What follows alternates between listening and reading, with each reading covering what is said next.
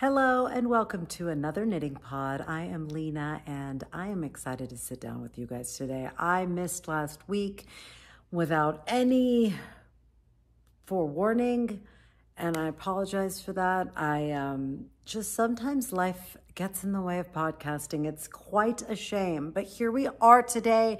I have so much that there's no way I can share it all in this amount of time. So we're just going to parse it over the next few podcasts, all the things that are exciting me in my knitting life right now. So, it is what it is. We're making do. It is almost the end of September. I don't know if you feel like time just tends to go faster and faster as the end of the year comes, but that's how I feel.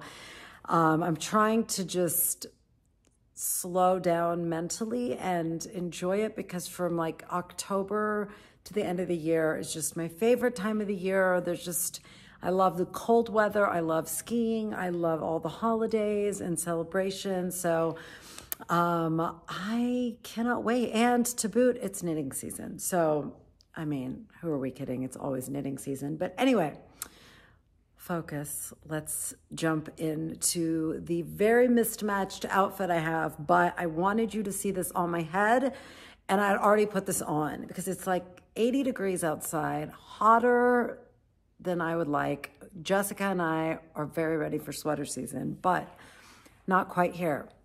But I wanted to share this hat. It's been sitting here waiting for me to share it with you for like a month now. It is the Traveler hat by Andrea Mowry of Drea Renee Knits. I marled it with 2 strands of hedgehog fibers, and I'm really happy with the way it turned out. It's so cute. So you start with ribbing and then you go, I'm gonna lean my head forward so you can see the pearl ridges and just that alternating pattern. And it also has this, these 4 things that come up like these slip stitch columns, and it creates kind of a squareness on the top that I really like. Now, I've heard a lot of your criticism, and on the project pages, there was also, a frustration that the hat pattern does not look like it does on her head. And I really think it's because she tends to wear her hats really high, and like her hair comes down and she wears them a little higher, so it looks higher. And the way she's written the pattern, if you follow those instructions exactly, you're definitely going to have more of like a skull cap look. So knowing that, I went over an inch longer in the body before I started the decreases, to the point where it got so long, I didn't anticipate that the decreases were so gradual that I had to decrease at a much faster rate in order to not have like a Scrooge type hat that was so long. So I'm pretty happy with the length because I really do not like a really tight beanie hat. I like some volume at the top just because I have such a long face and I kind of feel like it just is more flattering. So if you also feel that way and you're tempted to make this hat, I think it was so fun and so fast. Well, it was fun and so fast. I don't know if it was so fun. These are technical terms of joy, but I've knit hats before where I just had a blast knitting them. This was not that hat, but I did enjoy it. I knit it when we went to Philadelphia a couple of, whenever the heck that was, Labor Day, I think. So at the beginning of September. I never even got to talk about that trip with you guys, by the way. I loved it so much. Philadelphia is such a blast. I love, love, love that town. I would go back any day of the week. I feel like it does not get enough credit for being the bustling, incredible city that it is. It sort of felt like DC and New York got married and had a baby because there's like tons of history and interesting museums and stuff, but there's also the restaurants and just vibrancy of the city is a real joy. So highly recommend Philadelphia. Anyway, so I got a lot of this knitting done on the plane. That is a long flight from Denver, let me tell you. back from Philly to Denver. It takes forever. So anyway, I got a lot of that done in that weekend, and I really like the way it turned out. I marled, these are just scraps left over. This is, I believe, the color Genie, and then this is the color Fly. And then I ran out of Fly, and I think I transitioned to Park Life at the top, but all marled. And I really, really think it's a fun hat. I like it. And what I also like is she has so many different sizes to make in the pattern. So it's like one of those patterns that if you find that you enjoyed it, you can make it for gifts. And it also has directions for worsted weight and fingering weight. So it's a very versatile pattern, which I really, really appreciate. When we spend $7 to $10 or whatever typical patterns are, if it gives you some options to work with in the future, I just think it's a really good thing. So anyway, excuse my summer on the bottom, winter on the top, but I wanted to wear it because it's hard to tell with hats if they're cute unless you see them on a human head. So this is it on my human head. Okay, that is my FO of the week. I also officially finished those vanilla socks. They are not with me here because they are dirty and they're in my closet. But I have to tell you, I finally understand the sock obsession, because like a really well-fitting pair of hand knit socks is so magical, y'all. I wear them every single day.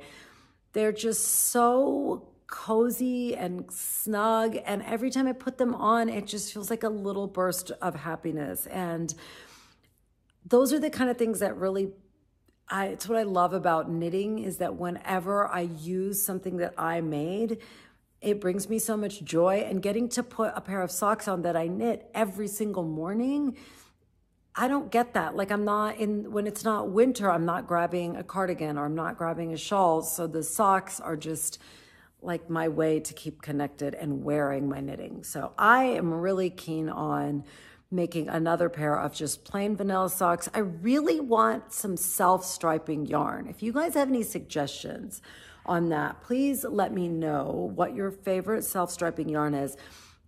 Jessica and I were at this thing last night, and we got to stop at a yarn shop, and they had some self-striping yarn, but I didn't love the colors, but it was that brand Earth, U-R-T-H, Earth Unique or something like that. So those are cute, and you can definitely order them, but I would be curious if there's any self-striping yarn that y'all particularly love. Please leave me a comment about that. Okay, now, let me just quickly show you the cardigan progress on my book club cardigan, and then I'll save the most exciting project for the end.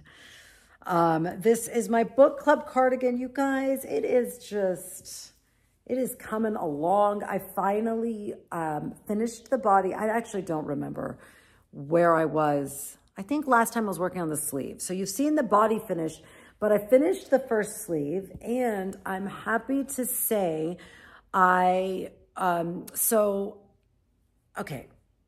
let me pause before I forget to tell you about the sleeve, because I do think it's really important. If you like this pattern and you're tempted to invest so much time in this, let me tell you that I knit the extra small. I believe it's more of a DK weight cardigan, and I had worsted weight yarn. So I cast on the extra small in hopes that it would be a little bit oversized, but not too oversized. And it's actually, I like the size a lot. But on the sleeve, I kept reading in all the project pages that the sleeves were very narrow, and everybody was casting on a larger size. And I kind of was like uncertain, because I have found Sari Nordlund to be just such a great pattern writer that I didn't almost believe that would happen, but it was so true. I cast on the extra small for the whole cardigan, but the medium size for the sleeves. So several sizes up, not just one size up. And I cannot imagine having cast on a smaller sleeve. First of all, that it would have the hole was so big. And then if you don't cast on enough stitches, I feel like it would suck in the armpit in a weird way. So I'm really glad I did not do that. And I feel like the sleeve is not even oversized. It's just exactly as it should be. And I only did like 2 decreases, as you can see, and then I decreased a few more before the cuff, right the round before the cuff. So I did less decreases and I'm sizing up to get a good sleeve. And if you like really narrow sleeves, maybe you keep it that way. But for me, I definitely wanted more. And I don't want to say I could have gone even bigger on the arm, the number of stitches I picked up for the arm, but I think you could truly almost not decrease on the sleeve if you wanted it to just have more of an oversized feel, and it would look totally beautiful. Because I feel like on the sleeve is still somewhat narrow, not in like an Andrea Mowry like sausage casing vibes, but still slim. Do you know what I mean? So anyway, also I was getting a little lazy and I just bound off where I thought it would be okay. And when I tried it on, it felt really short. So I immediately wet blocked the whole thing really aggressively. And now the sleeve is like at the perfect length because I was not certain if a non-superwash yarn would like relax and stretch out in the same way as a superwash yarn. I've used non-superwash yarns in the past, but I know just traditionally they don't stretch out as much. But I'm telling you, this Cascade 220, I know you're sick of hearing about it, but it just, this whole thing looks like it would be so dense and heavy, but it's so light and warm and beautiful and perfect. And I just could not be happier. Like 10 out of 10. So I immediately cast on the second sleeve because I always find a complete lack of motivation to cast on a second sleeve. And if you just, to me, the motivation issue is I hate picking up stitches. It's a very fussy thing to have to hit an exact stitch mark. I always find like by the end of picking up stitches, either I don't have enough or I have too many and I have to like either rip back or it's just not fun. So I just thought if I just quickly do it and get going, then I'll have the momentum from the first sleeve. And it's so true. Once I started the second sleeve, I feel like I have the template in my head still, so I'm glad I'm using that momentum. If I had stopped and done the collar, then I feel like the second sleeve would be a struggle because I'd have to kind of get back in that sleeve mentality.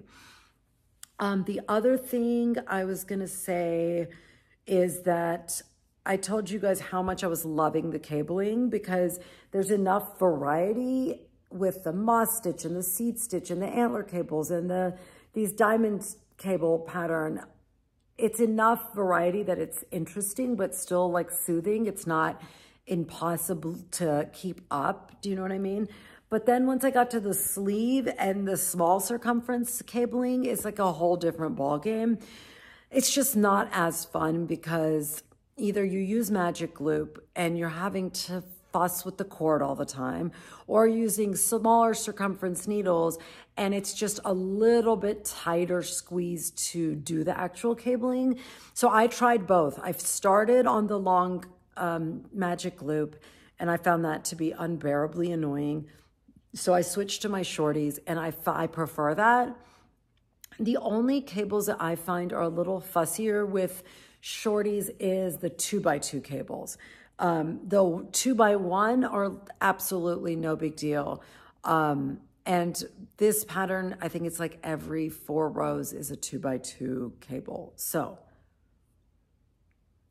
that is my only, if you want to make this and are newish to cabling, you can 100% do it. Just be patient with the adjusting to the smaller circumference. You do get used to it. I've found everything with knitting is just a matter of practice. Maybe everything with life. I don't know. That is debatable, but I do think you get used to it. When I bought the ChiaoGoo shorty set that I have, I literally could not even just knit in stockinette with them. It felt so weird to have these tiny tips. And now it feels like nothing just because I kept practicing. So if you don't like Magic Loop or you don't like double pointed, I'm not a double pointed needle kind of person. It's just, I don't understand it. Seems like making a perfectly medium easy thing like really hard for no reason. But anyway, to each his own. It's just not for me.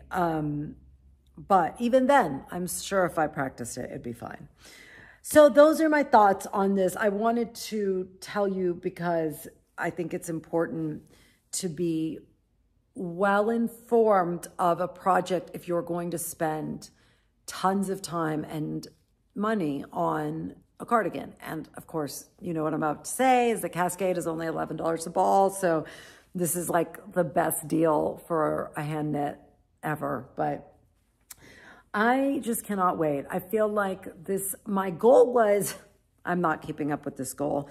My goal was to do one of these diamonds a day on the sleeve and hopefully finish it. I think I have 5 diamonds. Let's see, on the sleeve. 1, 2, 3, 4, wait. Yes, 4.5, because I wanted to get all the way through this one, but it was going to be too long. And I actually really like the way that looks. It almost looks like it's going into the ribbing. But I was hoping to get 1 diamond done a day, but it's absolutely not happening, only because I've had a lot of other stuff going on. And this other project that I'm about to show you is, actually I have several projects, but I'm not going to show you all of them. So I just haven't been as focused as I could be, but it's fun. It's 80 degrees. Who's wearing this big cabled cardigan? Nobody. Okay, now pivoting to the exciting project. Not that that's not exciting, but first of all, this bag, this Mood, I don't even remember which bag it is. I kind of forgot about it for a while because it was sitting with all my projects, and I kind of was in the habit of thinking, oh, I'll only take it out of the house to use it. And then I wasn't really doing that. And instead I made the effort to start using it within the house. What a fabulous idea, because it has just brought me so much joy that now I want the giant one, the Saturn XL. Of course, this is human nature. We all want more, more, more, but I am loving this so much. And this project is bringing me so much joy. And then it being in this gorgeous Mood bag is bringing me even more joy. So this is everything to me right now. I cannot wait to show you. So let me tell you the story of this before. You're going to be like, what? You were so excited about this. Okay. If you recall a few episodes ago, I walked you guys through the 40 linen quill balls, and I was going to make the Alpenglow blanket because I adore linen quill as a yarn, and I love Purl Soho, and I just felt inspired to make a blanket and blah, blah, blah. I was so excited about this blanket, okay? I could not wait because you make a cool and warm color pair, and then you do this kind of striped section, and then you go on to the next striped section with 2 different colors. So the colors never interweave. They just are like, sections of stripes. But it wasn't like a traditional garter thing where you're just working back and forth. You're like keeping, I don't know, you're having to juggle the 2 balls attached from either end, and you're sliding some of the rows. Okay. I was willing to be frustrated with the whole process, but give it a try and stick with it. It was quickly evident to me that I hated it. I don't know why, but the managing of a gazillion stitches plus the 2 balls was such a tangly mess. And to be quite honest, it wasn't fun at all. I did not enjoy the process at all. I also found there was a lot of purling. There were rows and rows of purling. And when you're purling linen quill, which is a very, very fine yarn, it just felt interminable. It felt boring. It felt annoying. I couldn't take it out like to sit in the stands and knit or a practice and knit, because it's just the balls would make the the whole endeavor quite messy. Also, another thing I really was worried about is that holding a single strand of light fingering weight and making an enormous blanket out of it, it felt like a really risky endeavor. Like that one strand, we're relying on that to make an entire adult-sized blanket. So it just didn't feel sturdy enough. Do you know what I mean? Like if you're making a baby blanket, it just feels like more reasonable to make it in a fingering weight. But the larger it gets, I feel like the sturdier that yarn needs to be, and holding it single just felt like I was gonna take 3 years to make this blanket, and then like someone's toe was just gonna shoot through it. Do you know what I mean? So all in all, I just felt like it was not the soothing, color-drenched, incredible experience that I had been dreaming of. And one morning, it was like Saturday, I think it was last Saturday, I was like, what am I doing? Why am I doing this? This is not working. And I had just the night before watched Knitting with Liz and Austin. Apologies if I got the name wrong, but they had just released their first podcast and they're viewers of mine. So I really wanted to check it out. And they were totally adorable, by the way. You have to check it out. But Liz had just shared this incredible Stephen West blanket. I was so stinking impressed. It was the Bubbly Blossoms or something like that. Gorgeous, vibrant, stunning showstopper of a blanket. And that had stuck in my head. So I thought to myself, why don't you look at Stephen West patterns? Like the MCAL is coming up. I'm not doing the MCAL, but I just felt like I would still like to support him by knitting a Stephen West pattern right now.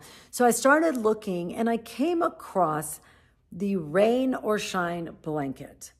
Now, I believe I've shared about the Rain or Shine shawl before with you guys because Wishbone Yarns had made a version of that shawl that I was just blown away by. It was so stinking gorgeous. I'm going to put a picture up. She has done it, I believe, with 2 strands of mohair. I think that's what the pattern for the shawl requires. And just the colors and the way the color movement is, I just was in love. It's been in my favorites for a while. The only thing that was stopping me from making it is having to buy like balls and balls and balls of mohair to get that look. And it just felt like a really expensive endeavor. But when I saw the Rain or Shine blanket, I thought, okay, let me investigate. Turns out it is 2 strands of fingering weight yarn held together and marled all the way through. Number 2, it's all in garter stitch. Only 1 out of 8 of the rows is purl stitch.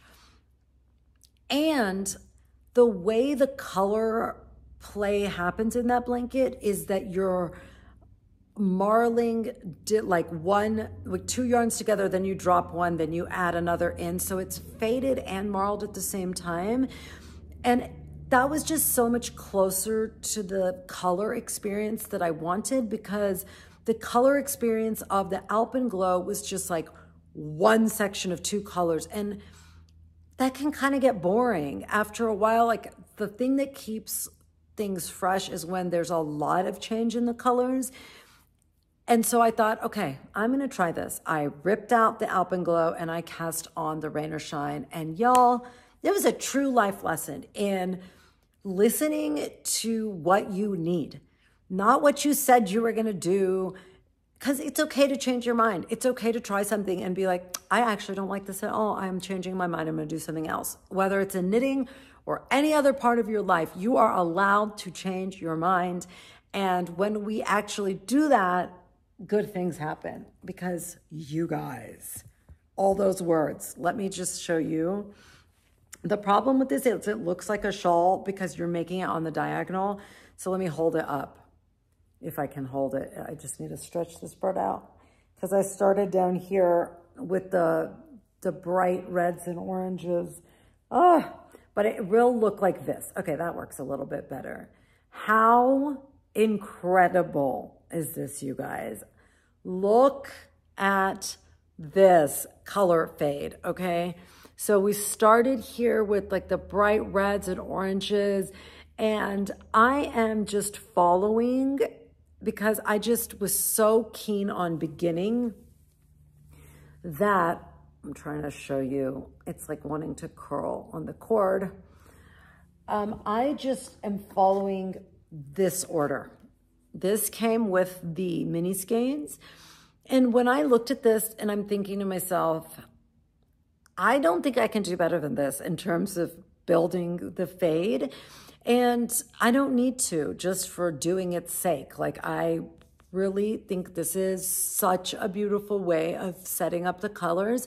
And what I think elevates this situation from looking juvenile to looking really sophisticated is how many neutrals and how, you know, subtle and varied the neutrals are. Like all the browns and all these grays and creamy taupe colors. They were kind of boring to me when I saw them, but now I'm so glad because the way they interact with each other and the brighter colors it just means the most beautiful fade I have ever seen. I wish you could see this in person. Like, I hope it's reading on the screen as beautiful as it is in person because it is just stunning, y'all.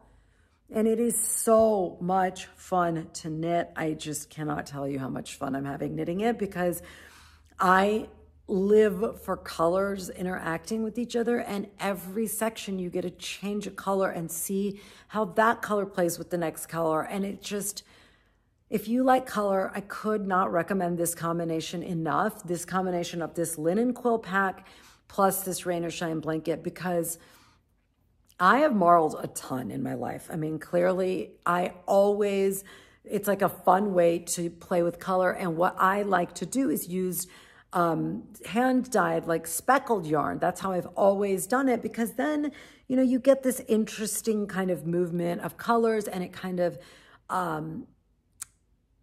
it makes the fade look smoother when there's a lot of speckles, because it's almost like white noise for your eyes. So I had never, ever really thought about doing a fade with solid colors. Man, I was missing out. Like, because there's just something about it that creates so much visual interest. And because this linen quill has like this kind of fuzziness of the linen and the alpaca, like it just has a texture, it almost blurs that color even more, and it's like the equivalent of painting watercolors. That's what it feels like. It's like watercolors with yarn. The other thing that I am doing is just using the bits and leftovers of mohair that I have in my life and holding it double. Like, there's mohair in this yellow section. The yellow is held double with Hedgehog Fibers UFO mohair. And then this brown here has some Knitting for Olive dark mustard from that shawl I made. So I'm just inserting the mohair wherever I have some to go, just to add a little more texture. I mean, you really can't even see it that much, but in person, it does create like an even more fuzzy kind of look than the linen quill alone. And it just looks so interesting. So I did order 2 balls a couple of days ago on Wool & Co. of Knitting for Olive mohair. I love their mohair. They have the most gorgeous orange called Hokkaido. It's like this bright poppy orange that will go perfectly in this section. And then I ordered lavender blue, which is a stunning periwinkle kind of color. And there's not an exact periwinkle in here, but I just thought it would be fun to throw it in here or in the purples or the blues, especially because I don't really like this purple. So I feel like maybe I put it in there and it'll kind of give it a twist that will be interesting. So this is now finally the dream color project that I had hopes for making with this set of yarn. The other thing that I was really, really, really happy about, for some reason, I thought the Alpenglow blanket used up all the linen coil in that package, but it didn't.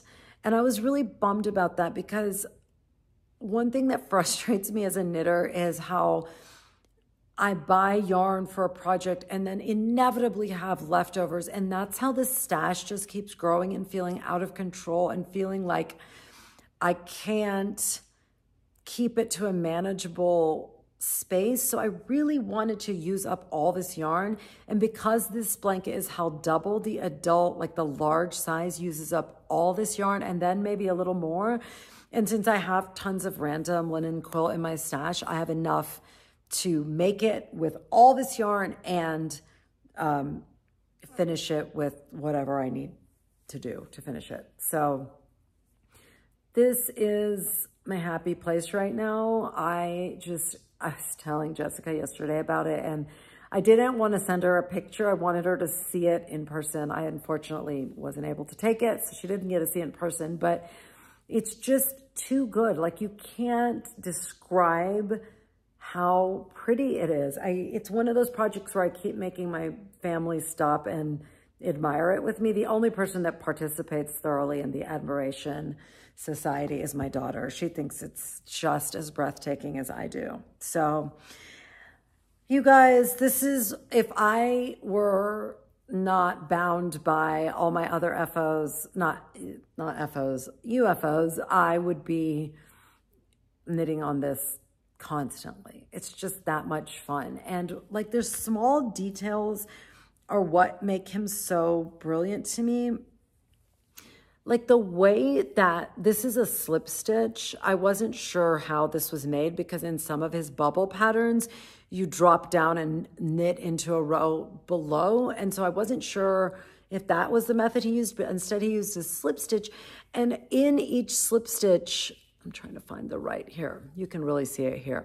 The slip stitch colors are from the rows below. So this brick is in a contrast to this. So it's one of those tiny details that I think makes this so special, that when you look at it up close, you get like such a beautifully unique little drop down stitch or slip stitch right there. So I don't know. I'm in love with this pattern. This is my favorite kind of knitting, where it's like tons of color play, and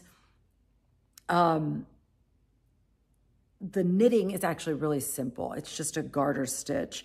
My Kaya was saying that she thought it was like the Painting Bricks shawl. Remember I made that Painting Bricks shawl? I gave it to my mom actually. But it's similar in the color progression, except that in the Painting Bricks, to me, it reminds me of stained glass, because each brick has a garter stitch frame, and then the little colored part is all stockinette. So the stockinette section that's colored kind of sits back, and that garter stitch frame is in the foreground. And it's, again, just one of my favorite patterns of all time. Because there's no frame, this kind of really makes the color just feel like it's melting through. And when you have a giant piece like this, I just feel like the color is going to be incredible. I am so excited, if you didn't notice. So in my little mood bag, I've got kind of like an assortment of the colors I'm using currently. And then I have a bin in my yarn room with all the colors. So then after I've finished a section, I go and I kind of swap out the colors. I'm making sure that even when when I'm done with one of these, I put it back in its sleeve so I can keep track of the colors, because the colors will repeat. And I think it'll just make it easier if they're still labeled. So that is what is bringing me an incredible, incredible amount of happiness right now. And this is why I want the giant Mood Saturn XL, because I feel like as this blanket gets bigger, this mood bag is not going to cut it, and it's not going to hold it.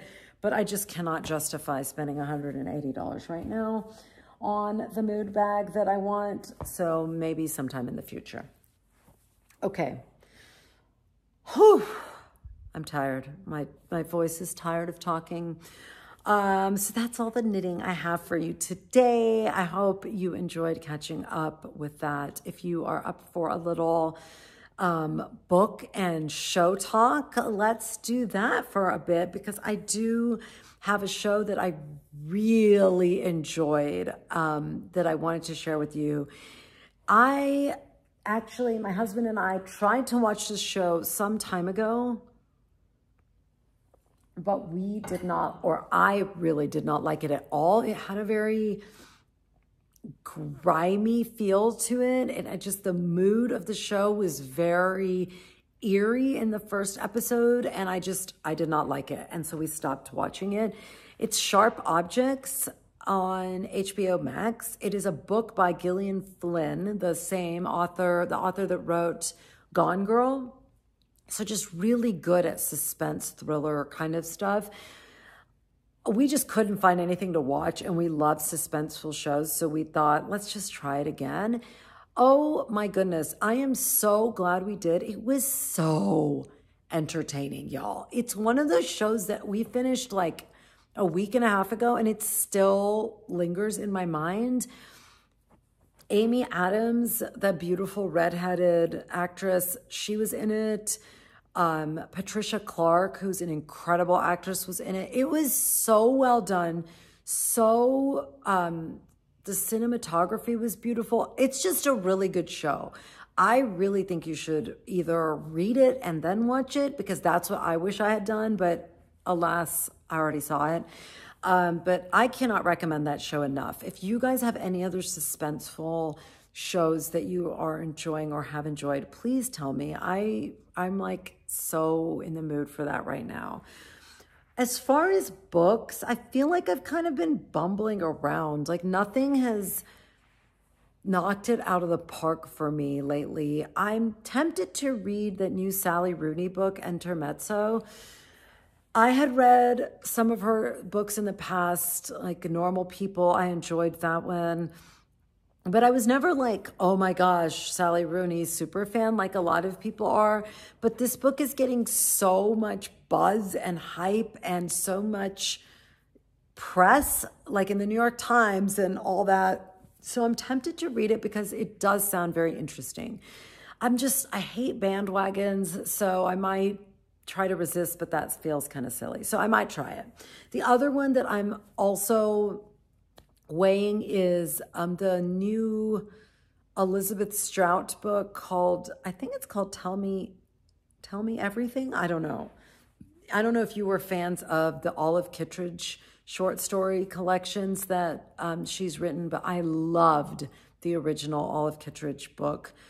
It was one of my favorite books it is one of my favorite books of all time. I think I've read it like 3 times. I loved it so much, but I don't love everything she writes as much as I loved that. So I just wasn't sure if I would like this new drop from her as much, but it is an Oprah's book. So I tend to, as most of us do, agree with Oprah's book choices, but sometimes they're not 100% on for me either. So anyway, I don't know what to read. So if you have a great book suggestion along with your self-striping yarn suggestions, please let me know. Okay, I think that's about it. It's been very busy life-wise, just having the kids back at school, and now my son goes to a different school than my daughter, and until now they've been at the same school. And now it's a little tricky because his school is quite a bit further than hers in the opposite direction. So thankfully my husband's back and he's been taking my daughter to school, our daughter to school, and then I've been taking my son to school, and he's been driving, y'all.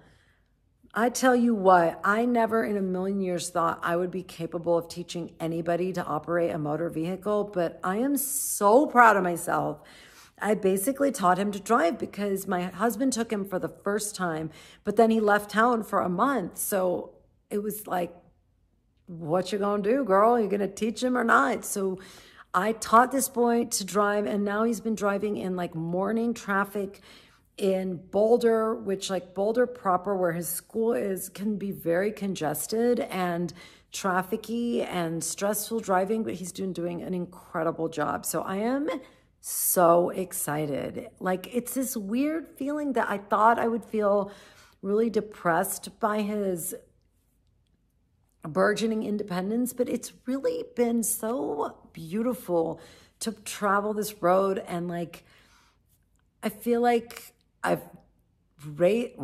don't feel like I've raised him. I've raised him. And now he's becoming this functioning person that can do things and take care of things. And it gives me a lot of pride in him and in myself. I'm not going to underestimate or undersell how proud I am of myself for like raising this functional human. I think that's worth celebrating. So I'm very proud to see him doing so well on the road, because I think driving is really important. I think it's an important piece of independence, and I want him to be independent, and I want him to choose to spend time with me, not spend time with me because he can't take care of himself. Do you know what I mean?